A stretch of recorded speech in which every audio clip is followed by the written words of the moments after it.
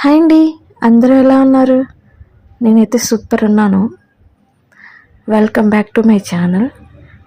ఈరోజు వీడియో ఏంటంటే నెయ్యి తయారు చేస్తున్నాను అనమాట. వెన్నపూసలోంచి బాగా నేనైతే మిక్సీ పట్టేస్తాను. చాలామంది అయితే మజ్జిగ వంతు చిలికి చిలికి చేస్తారు. 2 టైమ్స్ మిక్సీ పట్టేటప్పటికి వచ్చేస్తుంది వెన్న. ఆ తర్వాత 2 టైమ్స్ వాష్ చేసుకోవాలి. కొంతమంది కూలింగ్ వాటర్తో చేసుకుంటారు. వెన్నపూస ఎలాగో ఫ్రిడ్జ్లోనే పెడతాం కాబట్టి నేను నార్మల్ వాటర్తోనే మంచినీళ్ళతోనే వాష్ చేసుకుని స్టవ్ మీద పెట్టుకున్నాను.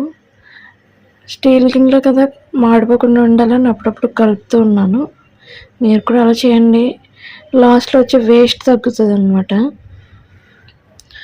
నేనైతే సిమ్లో పెట్టి మాడిపోకుండా 2 మినిట్స్కి ఒకసారి కలుపుతూ ఉన్నాను. నెయ్యి అయితే సూపర్ ఉంది. స్మెల్ మరుగుతున్నప్పుడు వచ్చే స్మెల్ అయితే చాలా బాగుంది.